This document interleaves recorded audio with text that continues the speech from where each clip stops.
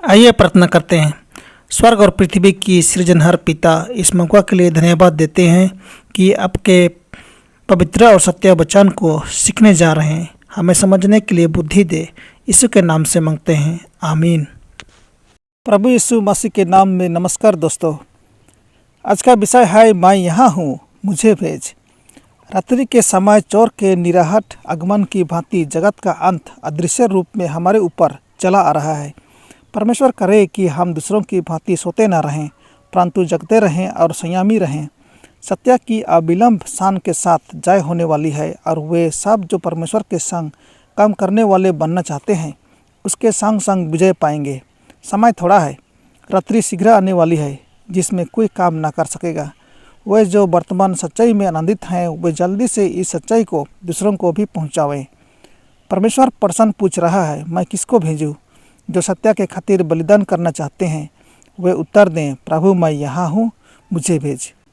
हमने सुसमाचार के काम का जिसे परमेश्वर चाहता है कि हम अपने पड़ोसियों तथा मित्रों के बीच में करें, केवल थोड़ा सा भाग किया है।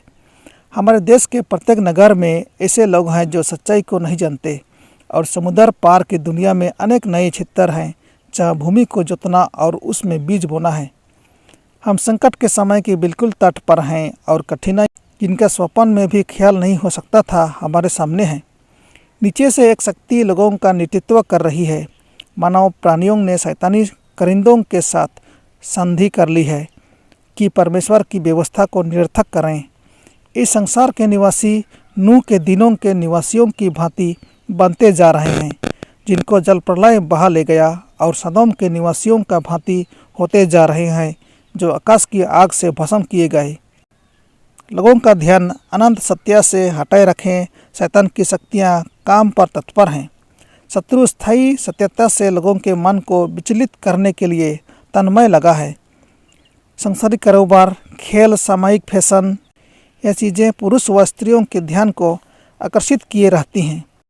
मन बहलाव की बातें और अनुपयोगी पुस्तक, ये सब पढ़ने से बुद्धि खराब हो जाती हैं।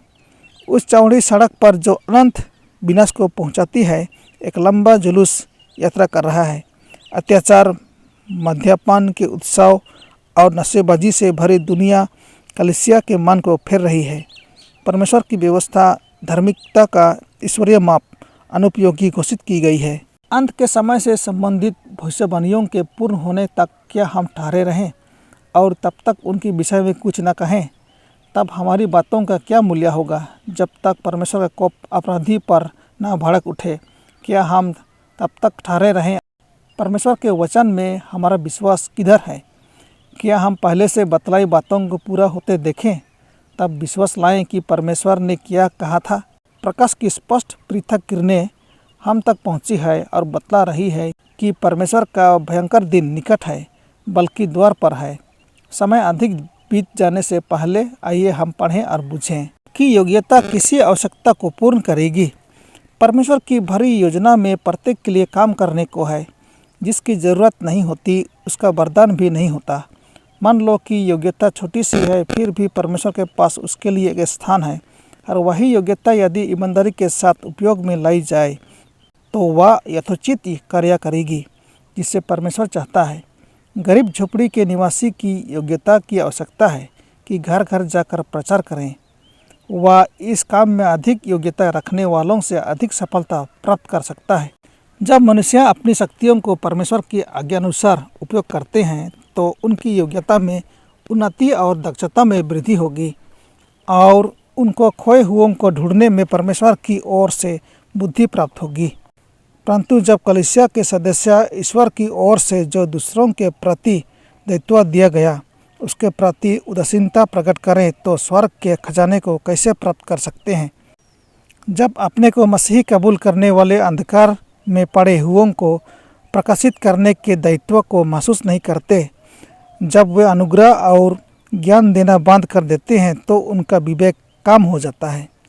वे स्वर्गीय वरदान के सद्गुणों के महत्व को खो बैठते हैं और स्वयं उसका मूल्यांकन न कर सकने के कारण दूसरों के पास इसके महत्व को बतलाने का जो दायित्व है उससे अनुभव नहीं कर पाते हैं।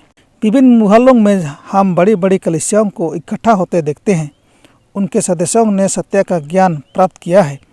उनमें से बहुत से जीवन वचन को सुनकर दूसरों को प्रकाश दिए बिना संतुष्ट रह जाते हैं। वे काम की उन्नति के लिए कोई दायित्व महसूस नहीं करते, न आत्माओं के त्राण में कोई उत्साह प्रकट करते हैं। वे सांसारिक बातों में बहुत जोशीले हैं, परंतु अपने धर्म को व्यवसाय में उपयोग नहीं लाते। वे कहते हैं धर्म तो धर्म है और व्यवसाय व्यवसाय है। वे विश्वास करते हैं कि प्रत्येक का विशेष स्थान है, परंतु कहते हैं इनको पृथक होकर रहना चाहिए। अवसरों की लापरवाही करने और विशेषाधिकारों का अनुचित उपयोग करने से इन कलीसियाओं के सदस्य हमारे प्रभु और उद्धारकर्ता यीशु मसीह के अनुग्रह और पहचान में नहीं बढ़ रहे हैं। इसलिए वे विश्वास में दुर्बल हैं, ज्ञान में हीन और अनुभव में नन्हे बालक हैं। सत्य में उनकी जड़ें मजबूत नहीं हैं। यदि वे इसी प्रकार रहें तो अंतिम दिनों के धोखों से वे सचमुच धोखा खाएंगे, क्योंकि उनको कोई आत्मिक दृष्टि प्राप्त न होगी जिससे सत्य व असत्य में अंतर न कर सकेंगे। परमेश्वर आप सबों को आशीष दे। आमीन।